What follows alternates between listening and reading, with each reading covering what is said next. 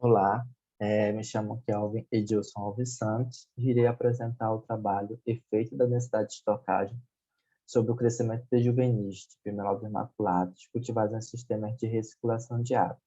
O trabalho também tem como autores Luciano Augusto Eis, Janaína dos Santos Pedron e Alex Pires de Oliveira Nunes. Bom, o manejo ideal para o pimelóbios maculados, também conhecido como pintado amarelo, se torna fundamental para o desenvolvimento dessa espécie na piscicultura, sendo a necessidade de estocagem um dos principais fatores que podem interferir no desempenho de crescimento e nas respostas fisiológicas dos peixes, sendo seus efeitos dependentes do tipo de espécie, do tamanho do corpo, do peso, condições de criação e do sistema de produção. Além disso, a densidade de estocagem ela é frequentemente considerada um potencial estressor e que pode levar a uma supressão das respostas de estresse, pois já que está relacionada muito ao conforto do animal e à produtividade da piscicultura. Estudar essas diferentes densidades de estocagem para diferentes espécies torna-se favorável para encontrar o melhor bem-estar social e obter os melhores resultados dos parâmetros zootécnicos e de estresse dentro de uma piscicultura.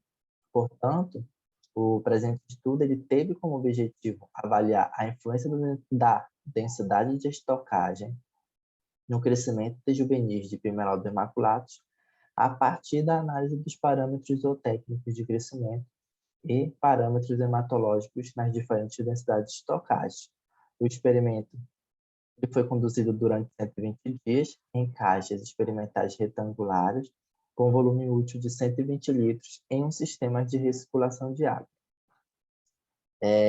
Esse sistema, esse experimento, ele foi distribuído em delineamento experimental ao acaso, sendo que ele contou com 6 tratamentos e 3 repetições. No início do experimento, os peixes eles tinham um comprimento médio inicial de 11 centímetros e um peso médio inicial de 11,74 gramas. Como eu disse, o experimento ele foi desenvolvido em 6 tratamentos de 3 repetições, sendo os seguintes tratamentos: 20 peixes por caixa, 40 peixes por caixa, 60 peixes por caixa, 80 peixes por caixa, 100 peixes por caixa e 120 peixes por caixa. O arraçoamento utilizado foi de 3% da biomassa, sendo que os peixes eles foram alimentados com ração comercial, que continham 32% de proteína bruta, e essa ração ela era ofertada às 9 e 18 horas, e o experimento também contava com um fotoperíodo de 12 horas. Para análise do desempenho zootécnico, foi avaliado através de biometrias realizadas a cada 30 dias, sendo que a alimentação ela era suspensa 24 horas antes do procedimento. E após cada biometria, era realizado o ajuste da quantidade de ração a ser oferecida aos peixes para o restante do experimento. Aqui foram as variáveis que foram avaliadas para o desempenho zootécnico, como a sobrevivência, o ganho de biomassa, o ganho de peso diário, o coeficiente de variação de peso, o ganho de comprimento, o coeficiente de variação de comprimento, a taxa de crescimento específico, o consumo alimentar, a conversão alimentar, a biomassa final e a homogeneidade de lotes. Para avaliação já dos níveis de estresse, foram avaliadas as concentrações de cortisol, glicemia, lactato e hematócrito, e para estatística, os valores obtidos de crescimento zootécnico e dos níveis de estresse, eles foram submetidos à análise de regressão a um nível de significância de 5%. Com relação aos resultados de discussão, aqui tem uma primeira tabela onde estão expostos os resultados, né, das variáveis que não apresentaram diferença significativa entre os tratamentos, que foram elas sobrevivência, peso médio inicial, peso médio final, ganho médio em peso, uniformidade, lactato e hematócritos. Essas variáveis, como eu falei, não apresentaram diferença significativa entre os tratamentos. Mas vale destacar a sobrevivência, que apresentou valores acima de 98% de sobrevivência. Logo, isso demonstra que os pimelódicos maculados, eles conseguiram se adaptar ao cultivo em raiz, devido a esse alto percentual de sobrevivência.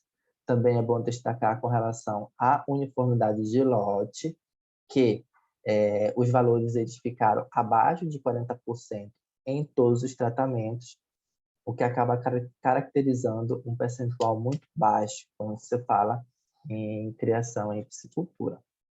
Uma das razões dessa baixa homogeneidade ela pode estar relacionada com as hierarquias sociais que podem ter se estabelecido dentro das unidades experimentais, como também pela origem dos parentais, já que eles eram selvagens, né, as matrizes. E, portanto, esses peixes eles não passaram por nenhum manejo voltado para o seu melhoramento genético.